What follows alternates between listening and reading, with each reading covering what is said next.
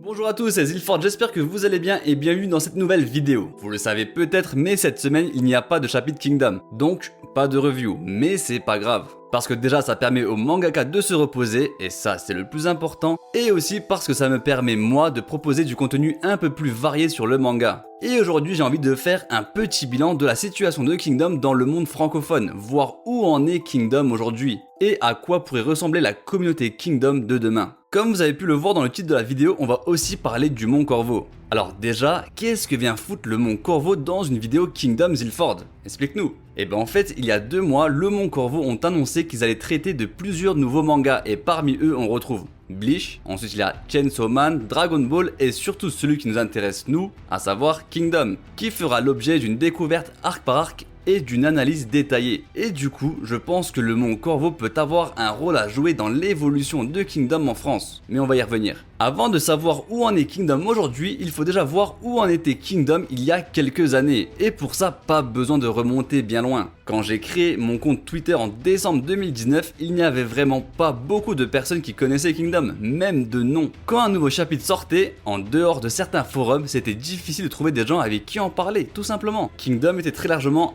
inconnu du grand public. Et la situation va petit à petit changer grâce à 2 choses. Grâce à Meian d'abord, depuis le début de la publication de Kingdom en France en 2018, on a vu de plus en plus de youtubeurs parler de Kingdom. J'imagine qu'il y avait une vraie stratégie marketing de Meian derrière tout ça. Le deuxième élément ensuite, c'est évidemment la très grosse propagande Kingdom qu'il y a eu sur les réseaux en 2020 et 2021. On a été des très gros forceurs, on tweetait H24 des lisez Kingdom sous tous les posts, on a inondé Twitter de plusieurs planches, c'était infernal. Les gens voyaient du Kingdom partout. Et pour moi c'est vraiment en 2020 qu'il y a eu un vrai tournant parce qu'en fait la grosse propagande est arrivée au meilleur moment entre guillemets. C'était en plein Covid, les gens étaient enfermés chez eux, ils s'ennuyaient et ils étaient prêts à découvrir de nouvelles choses. Et c'est pour ça qu'on a eu beaucoup de nouveaux lecteurs en 2020 et c'était pareil en 2021. Alors certes, on a été des gros forceurs, mais on peut affirmer aujourd'hui que la propagande a très bien fonctionné. On est passé d'un manga presque inconnu en 2019 à un manga qui est connu au moins de nom par presque tous les fans de manga en 2022.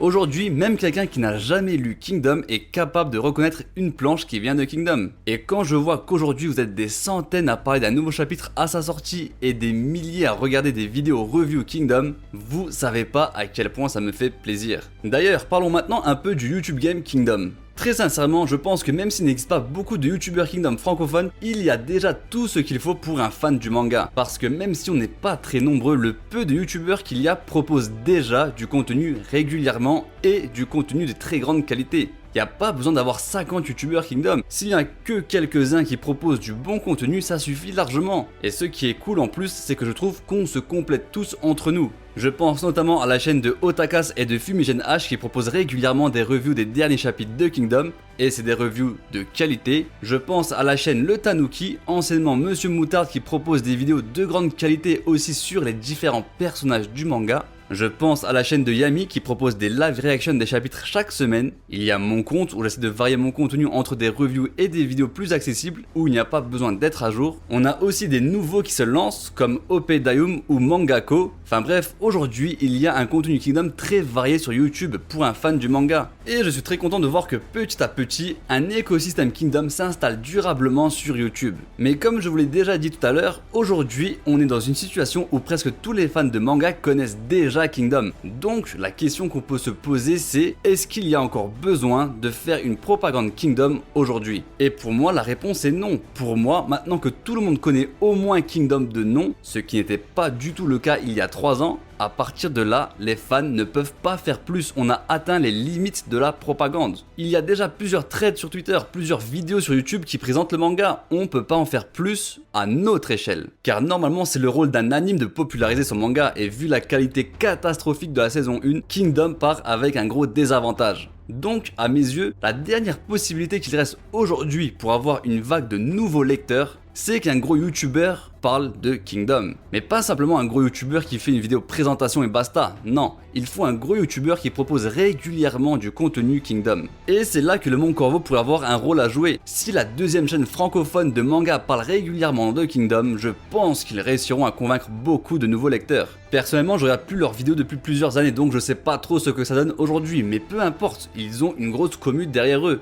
Et en plus c'est une commu One Piece, et comme je le remarque très souvent sur Twitter, en général les fans de One Piece adorent Kingdom, j'en suis le premier exemple. Après je sais qu'il y en a parmi vous qui préfèrent que la taille de la communauté Kingdom reste telle quelle, et je vous comprends, parce qu'on sait que quand une œuvre devient trop populaire, on commence à voir fleurir des débats de merde autour, la commu devient insupportable, ce qui n'est pas encore le cas pour Kingdom, même si ça commence déjà en vrai un petit peu. Mais perso voilà, en tant que fan de Kingdom qui souhaite faire découvrir le manga au plus grand nombre, ces petites choses, ça me dérange pas trop. Par contre, il y a bien une chose qui pourrait beaucoup me déranger avec la popularité croissante de Kingdom, c'est les faits historiques. Plus il y aura de lecteurs Kingdom, plus il y aura des gens qui iront lire les faits historiques et plus il y aura des gens qui pourraient te dégoûter en te spoilant la suite des événements. Et c'est vraiment ça que je crains le plus. Mais attention, pas besoin d'attendre que Kingdom se popularise encore plus pour avoir des chiens qui te spoilent historiquement dans les commentaires. On m'a prévenu qu'il y en avait dans la review de la semaine dernière par exemple. Et au fond, c'est ça que je trouve dommage. Plus Kingdom gagnera en popularité, plus on sera exposé aux spoils historiques. Alors pour l'espace commentaire YouTube, j'ai trouvé une solution. J'ai ajouté 2 modérateurs qui eux-mêmes connaissent les faits historiques et qui sont chargés maintenant de supprimer tout commentaire ayant un lien avec les faits historiques. Donc vous êtes tranquille sur l'espace YouTube. Mais sur Twitter, ça va devenir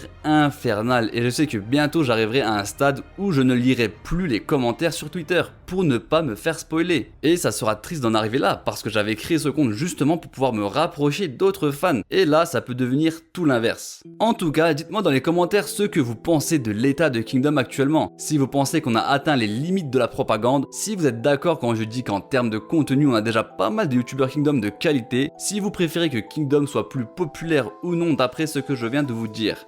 Bref, dites-moi tout ça dans les commentaires et moi je vous dis à la prochaine. Ciao.